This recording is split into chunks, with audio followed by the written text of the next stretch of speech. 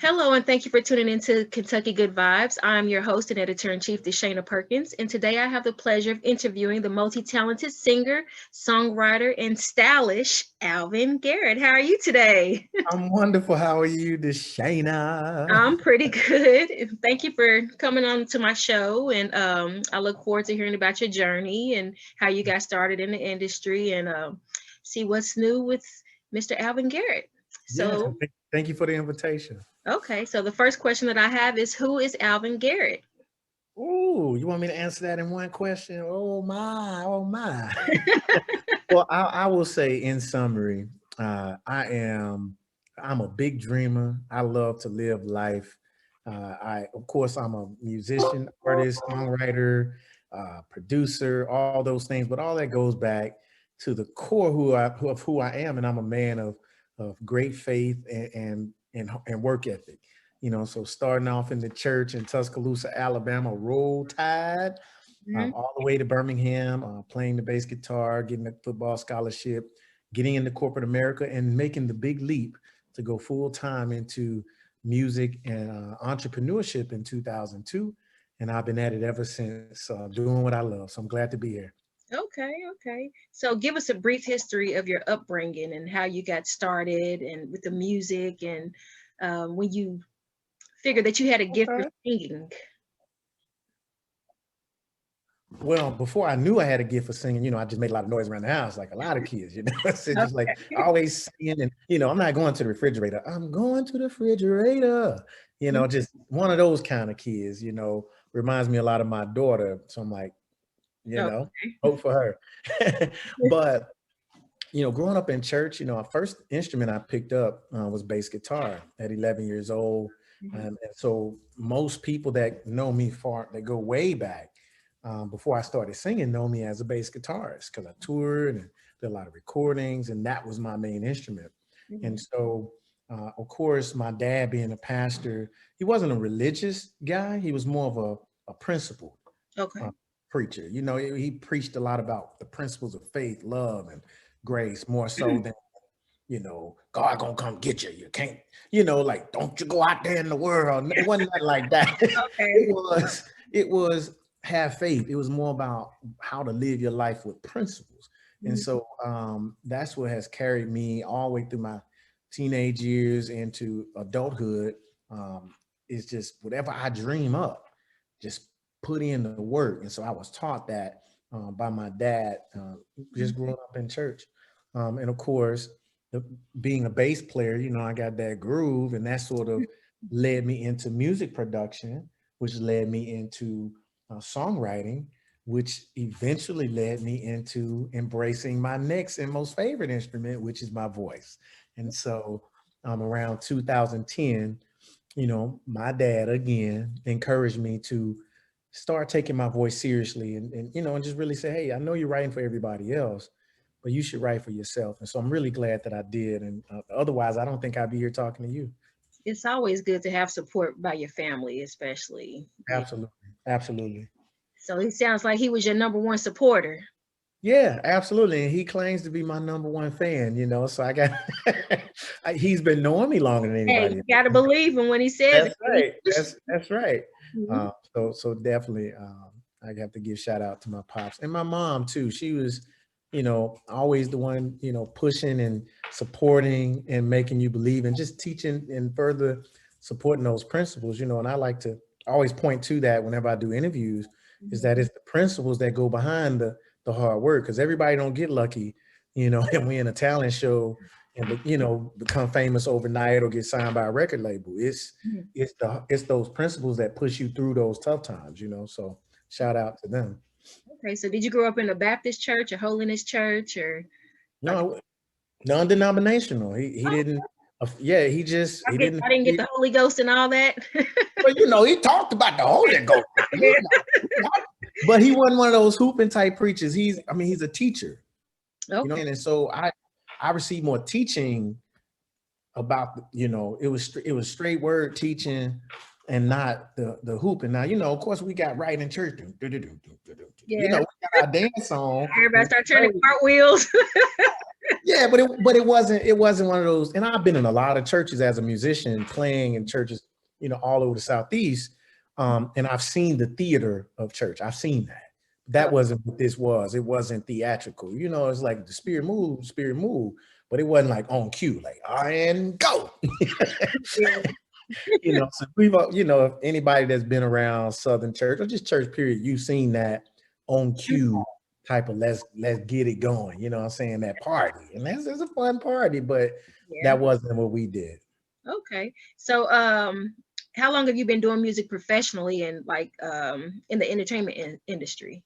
Well, I'll say there's so many different aspects of the industry. And I think a lot of times people write off the performance side of it. When they say the music industry, they only think in songwriting, artistry, but I like to include my work as a gigging musician, playing in jazz bands and playing with gospel choirs. So that is a part of the industry, but just in a different way.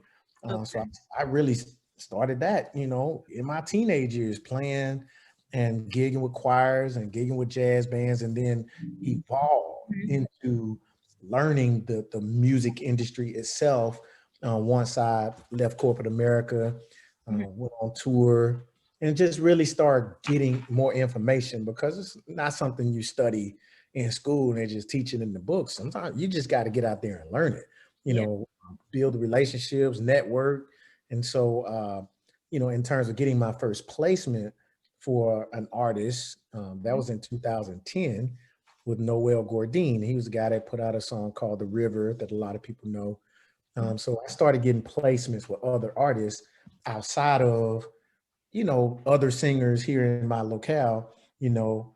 Of course, I built my skill up by working with the artists and singers and rappers that were available to me.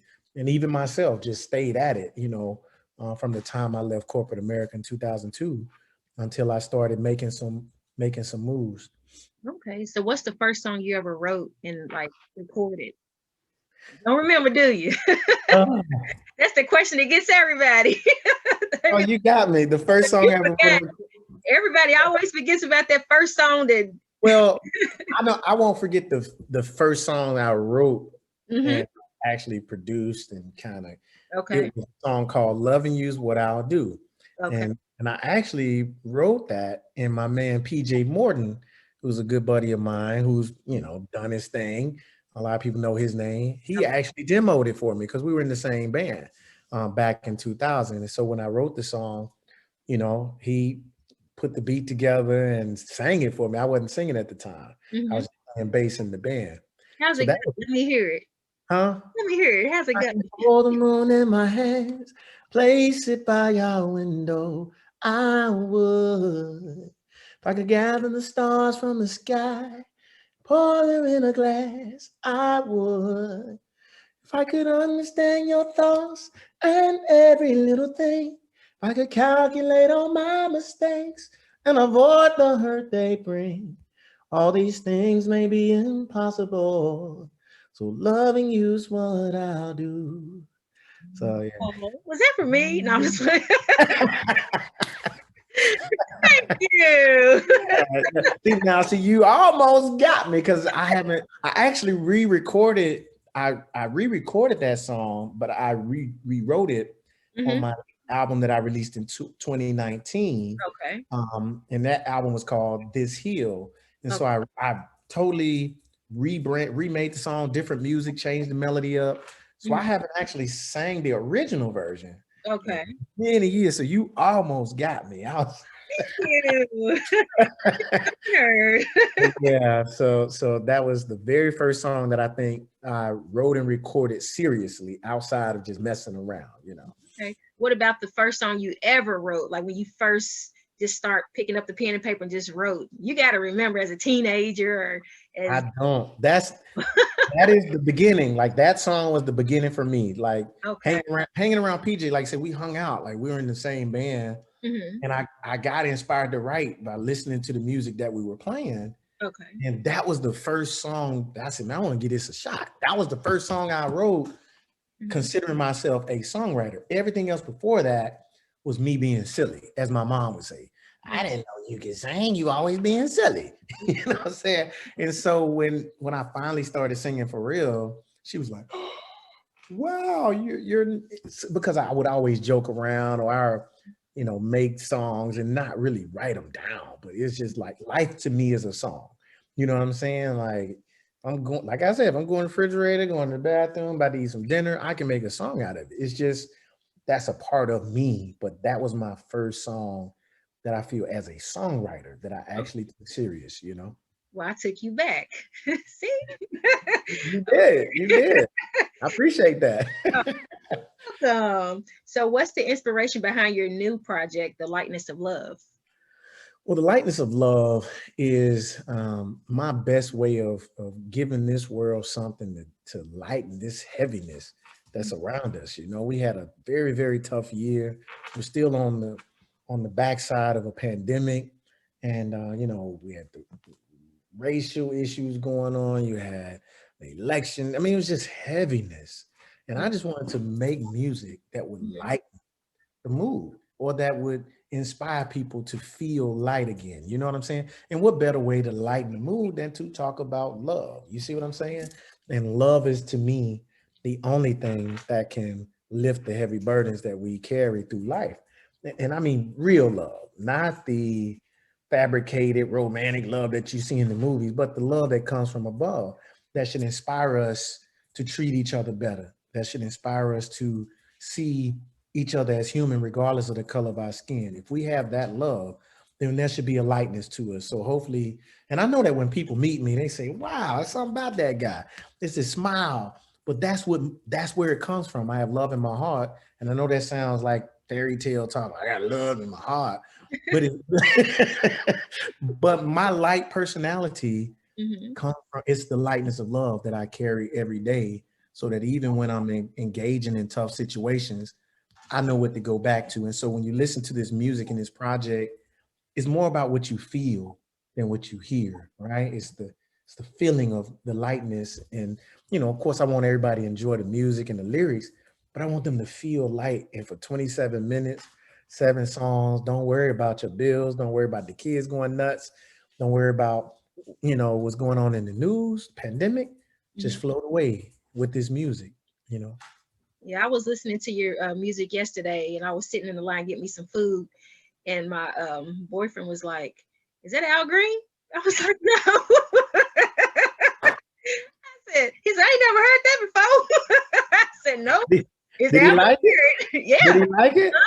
Yeah, he has on his phone. He has it reads whoever's voice it is. I don't know what that app is called, but any song that comes on the radio, he's like, "Oh, I wonder who that is," and he put it up to the radio, and it just reads off, like who you are and what kind of music you play and all that. Yeah. So, Yeah. yeah, but I've heard that. Huh? You do have that sound though. Yeah, I've heard that a lot. The top 2 artists that people compare me to, or that they say I remind them of, is Al Green. We share the same initials, and Sam Cooke. Those are the 2 that most people and people really heard the Sam Cooke vibe in my last project, which is called The Awakening. Okay. So that was the one, because that was a little bit more like a change is going to come type of music.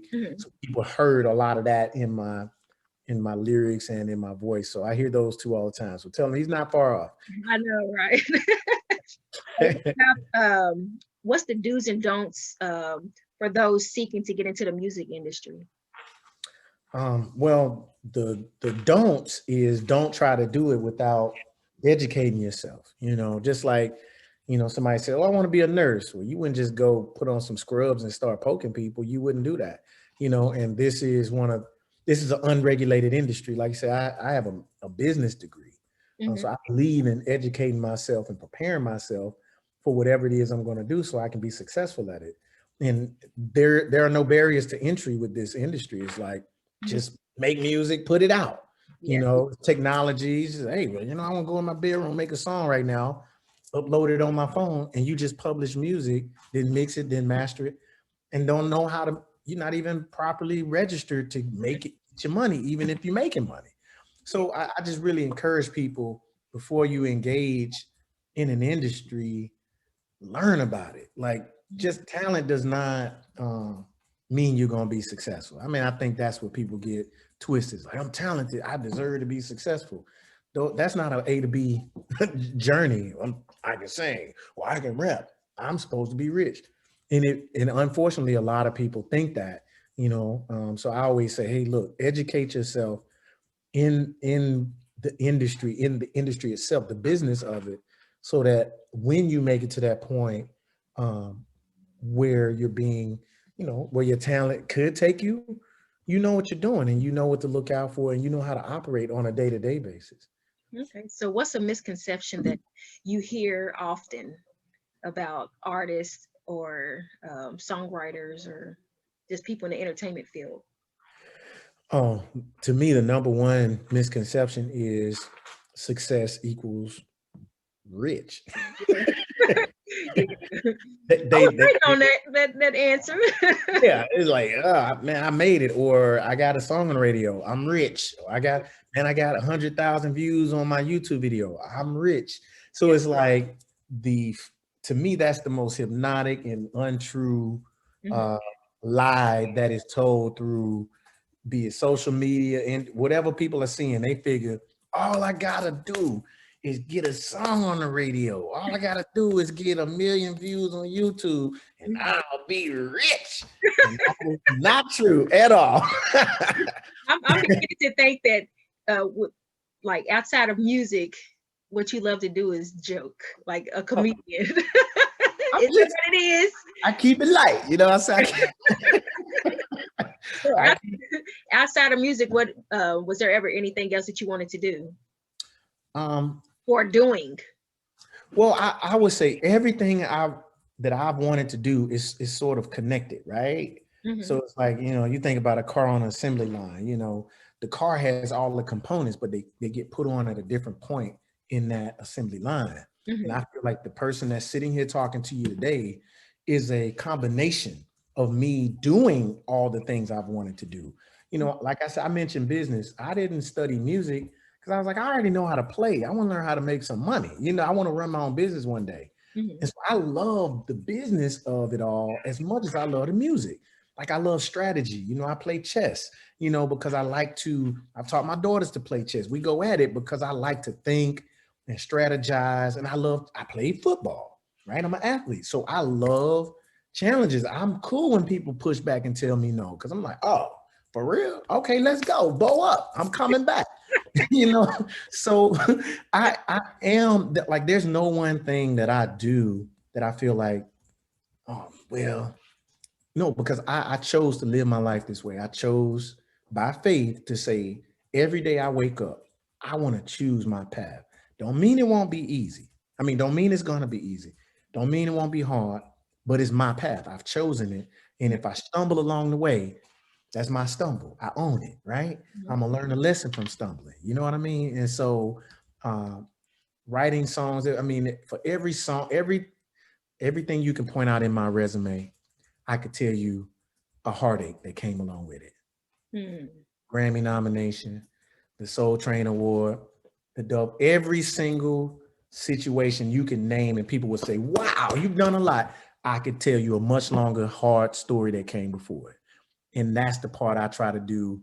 That's what I try to do through my life, is to say, it's cool to see the trophy, but let me tell you the trouble that I had to go through to get to that trophy. And then that makes it more real, as opposed to people saying, well, as soon as I get that trophy, I made it, I'm rich. No, you pick up the trophies every day when you're getting your butt kicked.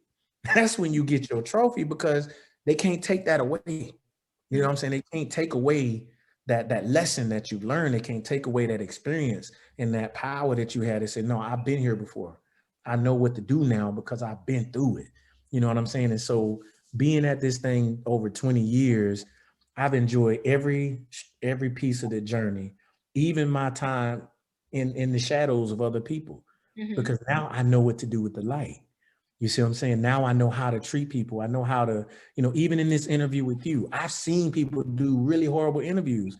I've seen people treat media like they the scum, I'm like, no, man, I value media. I'm never too busy for somebody that's going to let me tell my story or share my music with their followers. I don't care if it's 1 or 1 million.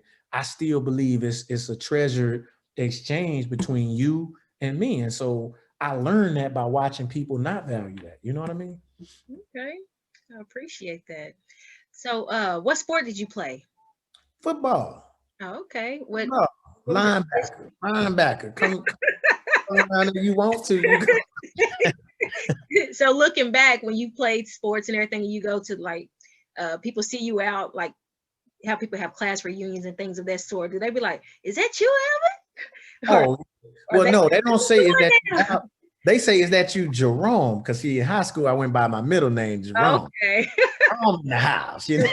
let me guess. I keep guessing. So when you were in school, you wasn't the shy brother. Was you the class clown? Maybe a little, but I was the most likely to succeed. Okay. That's Okay. they all voted. You know how they do that vote. Who, you know, Yeah. I was the most likely to succeed. Now, I will tell you this: when I got that award, Mm-hmm. I was not happy about it because I wanted to be the cutest, finest,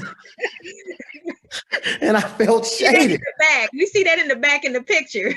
I feel shaded that I wasn't voted the finest brother in the school. However, now that I'm older, I was like, y'all knew it was coming. Y'all knew I was gonna be something special. So He's like, I'm shining on you now. Look at my picture in the back. It's me. right. Most, yeah, and that's funny. You see, you know what? You're taking me back today. You're making me. That's what I like to do. You know, don't forget where you came from. That's right. That's Okay. right. So you've written for a number of artists such as Fantasia and Joe, Kelly Rowland, Ruben Mhm. Studdard, just to name a few. Like, how was that experience knowing that you've made some great hits with those people? Well, it's like I said, I always say that it's humbling, you know, because I know what I had to go through to get to that point, you Mm-hmm. know. So I remember thinking to myself as an early writer, like, man, this song would sound really great if Joe was singing it. Mm-hmm. And so to get to that point where he was actually singing my song, you know, it was exciting, but it's this feeling that you get, and not everybody can say they get this feeling because not everybody is a dreamer. Mm-hmm. So it's like when I think of something in my mind, I get excited about it. I'm like, oh, I got this great idea. And you have to have people close enough to you that get excited about your ideas or they'll kill your joy. You know what I mean? Mm-hmm. So, because I'm always having these big ideas. So when they actually happen, it's less exciting than when I get the idea. It's humbling Mm-hmm. because it tells you, hey, it's just me, that God is real and that faith works. And it makes me want to dream bigger every single time that something that was in my head is now in my hands. Because Mm-hmm. I'm like, I saw this years ago. And nobody can experience the same kind of joy as you because to them it's new, but to you, it's been there in your mind the whole time. You know what I'm saying? And so I try to explain that feeling, and not everybody can understand because they figure, man, you should be like, whoa. And I'm like, wow. I already said it. I already knew it. I knew this was gonna happen, but I'm also thinking about all the work I had to do. You know Mm-hmm. what I'm saying? And so it's not like somebody come up to you like, here's a jackpot, you have $1 million. Then I'll be running around like, it's a different feeling. You know what I'm saying? It's kind of like, Yeah. okay, it's humbling. It's not something you go patting yourself on the back about or bragging about. It just is keep pushing, like do this again, like keep dreaming. Like this is a lifestyle, you know? Okay. So out of all the music that you've written and recorded, which is your favorite project or song out of all of them? My favorite project or song? Well, I'm always gonna go to my 2015 release, By Myself, a song called Okay. By Myself. And hopefully if you haven't heard it, or if you go listen to that song, that was the song I wrote that I say my life story, that life song, where Mm-hmm. you make a declaration and you really make a move and a transition. And that's when I found the Alvin Garrett. That's when I found myself because that song talks about rejection and being determined to go on by yourself, even if you have to. And so that was a real story for me. And it's a real story for a lot of people who want to do anything in life. Everybody has received some type of rejection, but the question is, what do you do with it? Like, do you stop? Do you become what they say you are or are not? Or do you say, look, if you ain't gonna stand with me, if you don't go with me, I'm going by myself. And so that's my favorite, not just musically. It's my favorite because it defines, it's a defining song. Okay. So what has been your most memorable moment? My most memorable moment. You're not going to expect this one. My most memorable moment was the first time in my adult life ever being broke. I'll never forget it. I'll never forget that feeling because it's not a feeling that I'm a hard worker. And I'm just one of the people, I'm always work hard. Legally, I work hard. But 2012, I was on tour. Yeah, legally, I work hard. But I was on the road and somehow between money coming in and money going out, it was that gap, that gap. And I remember sitting on the bunk. I remember eating cereal because I couldn't afford a lunch. And I was so ashamed to tell anybody because I was always the dude with money. You know what I'm saying? It's like, what? I figured if I said something, nobody on the bus would believe me. So I suffered in silence and I felt the heaviness of poverty. And I had never felt that. And I will not lie. Before that, I was probably insensitive to people that don't have a lot because I had never felt it. And I didn't come from a rich family. I just believed in working. You know what I'm saying? If I want $20, go rake a yard. That was my mentality. Just go to work. Tears to my eyes when you said suffer in silence. A lot of people suffer in silence. I've been through that before as well. And I had to suffer in silence because I was basically at a point to where I was ashamed to tell people like I was struggling or ashamed to tell people that I didn't have it, Even if I just got the $20, and somebody asked me the kind of person that I am, I'm be like, here you go. No, good and well, that was my last 20. That's all I had to my name. Yeah. It's just the kind of person that I am because I'm a very giving person. And when you said suffer in silence, it just really touched me just now. So yeah, I ain't gonna cry. but I'm serious. It changed me because I know God allowed me to go through that because that was the year everything changed for me, and it just went up from there. But it's like I had to keep my feet on the ground and become a giver, become a philanthropist, become an activist for others who can't just go rake a yard. You know what I'm saying? I can feel that pain and remember, like you say, the most memorable moment is not having anything. Because you for somebody who's never been broke, that's not a feeling you ever forget. But just imagine somebody who's never had anything, right? Exactly. Who's never had money in their pocket, who's never had hope.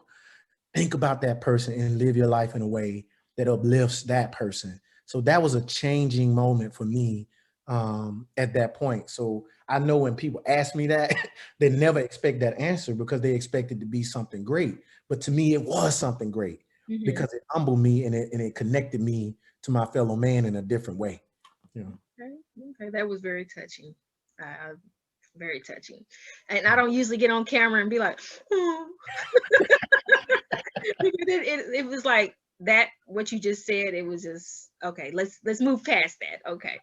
So do you have any words of advice for others or words of like words to live by? Yeah, I always encourage people to be a solution, live life in a way where you serve others and serve the world around you. Because if you always go into life taking, trying to get yours, then truth is, the question is, what do you have? What value are you to anybody? You know what I'm saying? If you're a problem solver, if you're a solution, then they're going to come get you. They're going to find you. So humility and service, and that's not easy for a lot of people because the world teaches us, go get yours, do what you got to do, dog eat dog, as opposed to saying, you know what, and I appreciate what you said. Even in my shame, I'm going to give you my last because, and you wouldn't do that just because, I'm ashamed. That spirit is still in you that says, when I have 20 million, I'm going to do the same thing. because that's who I am. And so I applaud you for even how you responded to your own need, which was saying, I'm gonna give my last. And I'm sure that the good Lord has brought you through some tough times being that way. And that's encouraging for me to hear you say that. You know what I mean? So I tell people that, you know, and I've seen people, and I know in this business, especially if you have an audience of people who are aspiring to make it to a certain point. I ain't gonna say his name. I had a close producer of mine, dude got Grammys everywhere. I mean, he's just that dude. Mm-hmm. And he said, man, it's lonely. He said, I don't want you to just work with me, like be a friend. Like he said, it's hard to find a friend. He said, because everybody wants something from you. You Mm-hmm. know what I'm saying? Dude got more money you can count, but he lonely. Yeah. He like, I just want, he said, you real. He said, let's just kick it. Let's hang out sometimes because everybody that come to me wants something. He said, that's a tough life when everybody see you as a target. He said, you don't treat me like that. You know what I'm saying? So you can strive to get to the top, but hold on to those relationships. You know, have something that matters more than a trophy or more than an accomplishment, because it will leave you empty. I've seen people walk away empty, and you're like, man, they famous, but they empty. You know what I'm saying? So I'm glad to be here at this point, taking the slow and steady route. You know, you can't go say my name at your local Walmart and everybody know, but that's fine. One day maybe they will. But one thing I will say for sure is that I am successful because I know I'm giving something back every single day.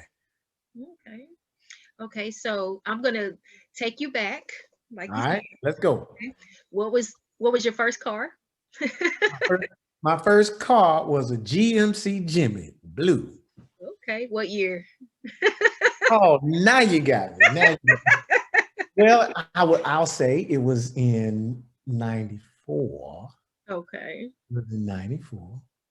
So it was a pre-94 GMC Jimmy. Okay. Might have been like a 90 or 89. I don't know. It wasn't brand new. It was Yeah. a Jimmy down, but it was a GMC Jimmy. Okay. So what was your first job? Besides entrepreneurship, like I said, raking yards and all that kind of stuff, my first official job was at Food World. I was a bag boy and I had to go get them cards. I was a cart pusher, baby. So what's your favorite pastime? My favorite pastime is snuggle time with my little 7-year-old Greer.